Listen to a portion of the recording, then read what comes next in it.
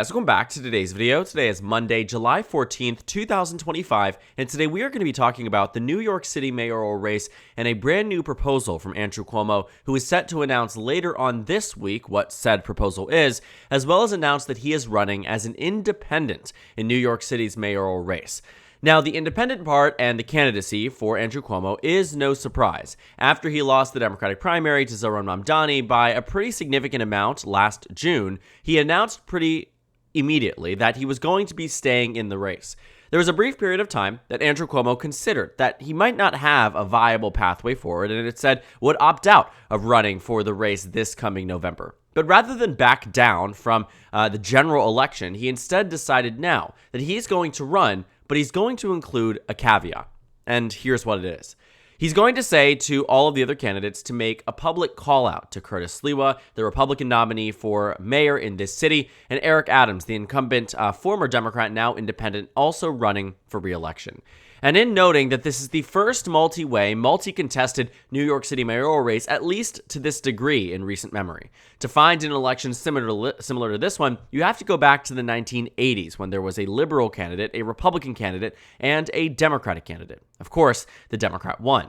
But this is the first time, again, in a very long time where you have real substantive candidates in the general election facing off against the Democratic nominee and Republican nominee for mayor in this city. Just 4 years ago, it was just a 1-to-1 race between Eric Adams and Curtis Sliwa. Yes, the same Republican who ran and is running now. He's run for mayor quite some time. But Eric Adams handily defeated him with 67.4% of the vote. Now, thinking about the 2025 race and what has surrounded Mamdani's primary victory and Cuomo's reluctance to drop out of the race, this proposal is that in September, all of the candidates should assess where they are in this race and decide that whoever is leading at this point in September should remain in the race to face off against Mamdani, and everyone else should drop out and endorse this candidate. Now, Cuomo, of course, is coming into this with this perspective because right now, even in recent polling, is polling at a position where, he's doing okay. He's not doing phenomenally, and he's certainly not on track to win this election, but he's at 25, 24, 26%, which means he's polling higher than both the incumbent mayor and the Republican nominee. And so obviously his proposal is going to say, vote for, drop out of the race if you're polling below me by September, knowing that not much is going to change over the next 2 months. He's obviously coming into this with this proposition because he genuinely believes he is Mamdani's biggest threat in the general election. But I have to also contest that with the narrative that isn't it just the same guy who lost the Democratic primary to Mamdani now claiming that he can beat him in the general election?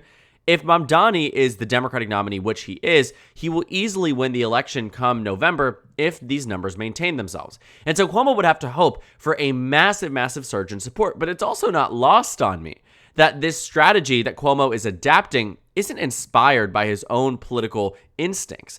It's inspired by the same exact strategy that Democrats used against him in the Democratic primary with DREAM. Don't rank evil Andrew for mayor. Now, you might be thinking, okay, if he's taking a page out of the playbook, progressive rallying cry, really it was just anybody that didn't want somebody who had to resign for governor amidst allegations surrounding sexual misconduct.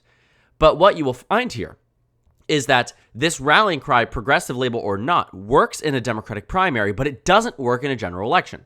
Okay, why? Well, one thing that is fundamental to this Democratic primary was the concept of ranked choice voting.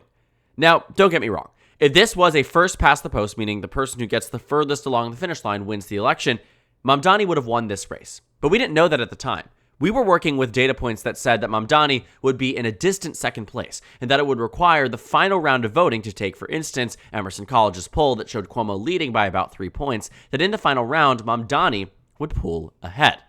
But what the polls didn't capture was the surge in enthusiasm and support for Mamdani that translated to winning in the first round. But this whole idea of DREAM and not ranking Andrew Cuomo resulted in this idea that ranked choice voting would inevitably choose the victor of this primary, which in a way it did. Mamdani ended up with 56.2% of the vote, meaning that roughly 70 to 80% of that remaining vote share actually ended up going towards Mamdani, which is a huge win for his campaign. But it was enough because of the fact that there was this rallying cry to say, Andrew Cuomo must not be ranked on your ballot. But in the general election, it's not as simple. While we've only really dealt with head-to-head races in the New York City mayoral race, at least to the greatest degree, the same thing happens in the mayoral race that we've seen in every recent general election, which is not ranked choice voting. Voters can't say, I want Cuomo first, Eric Adams second, Sliwa third, and Mamdani last. That's not how it works. So they have to make a decision, a conscious one. Am I voting for Adams? Am I voting for Sliwa? Am I voting for Cuomo? Or am I voting for Mamdani, the Democratic nominee? And so it seems as if this is an act, largely speaking, to put it plainly, of desperation around this race.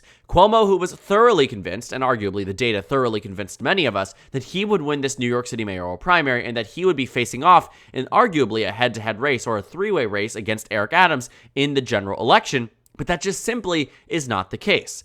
Curtis Sliwa, Eric Adams, Andrew Cuomo all believe that they can tackle on to Mamdani and peel away core pieces of his constituency.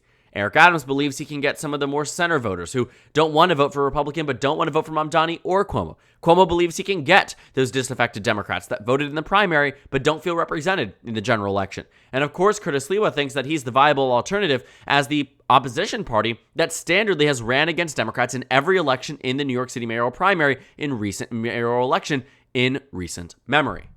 But a brand new poll that was released today, I think that really helps shed light on where we are right now, is a brand new Data for Progress poll that pretty much reaffirms that data point that I showed you from Slingshot Strategies just a few days ago talking about this race. And what it tells us is that Mamdani polls at about 40% to Cuomo at 24%, Eric Adams at 15%, to Sliwa at 14%.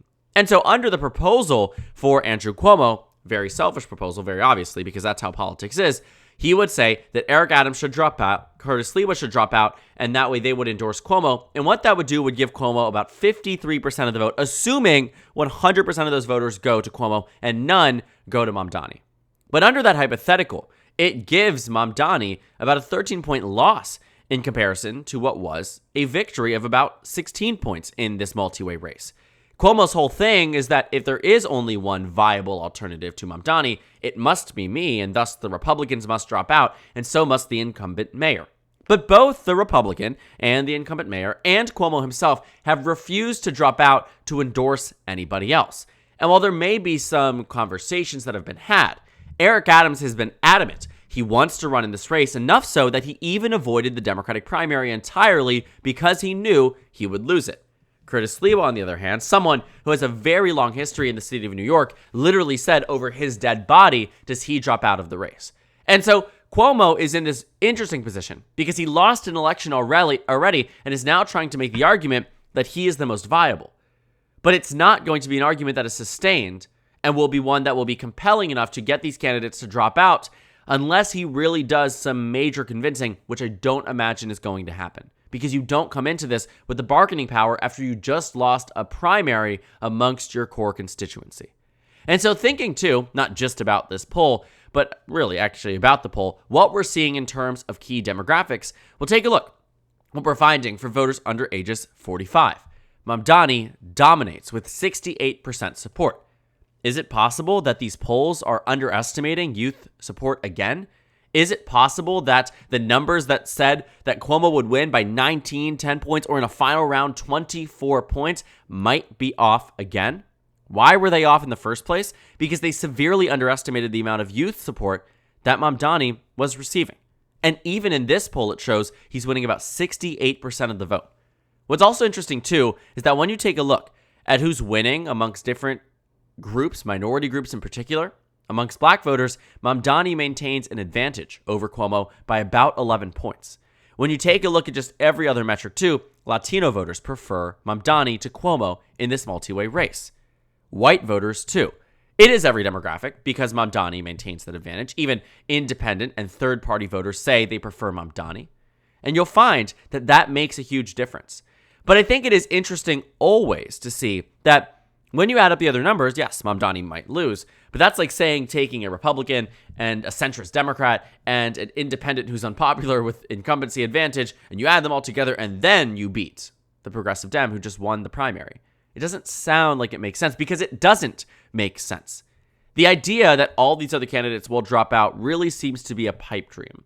We've seen this happen before, not in New York, but across the country. There were plenty of calls on people in 2016 on Gary Johnson and Jill Stein to drop out of the race. Democrats and Republicans blamed them respectively for party losses in certain states. Some Republicans say that Democrats would have lost a state like Nevada without the Libertarian Party being there. Some Democrats say that Hillary Clinton would have won the presidency with Jill Stein's votes in 2016. And the same was said again in 2024 and even in 2020 and for a very long time. But just because somebody says you're going to spoil the election, it doesn't incentivize the candidates in the way that you might think. Imagine going to the Republican Party headquarters like Curtis Lewa and say, you should drop out of the race because you're not going to win. So you should endorse me, the Democrat who was the governor of New York for an extended period of time and has a long entrenched history with my family in this state. I mean, that is the argument that he's making, and it won't be made. It won't fall on ears that are willing to listen. And I think that is the biggest hurdle for Cuomo, isn't that it's just convincing everyone else that he might be the viable alternative. He very clearly is polling in second place, but to the degree that these other candidates care, they probably don't. And what has been the most fascinating part of this all is that there has been a unique opposition to Mamdani, despite the fact that he stands to be the most popular candidate in the race today in the city of New York. When polled about favorability on Mamdani, on the Democratic Party, on, yes, the Republican Party, on Curtis Lewa, on Andrew Cuomo, we can take a look at these numbers because it is really interesting.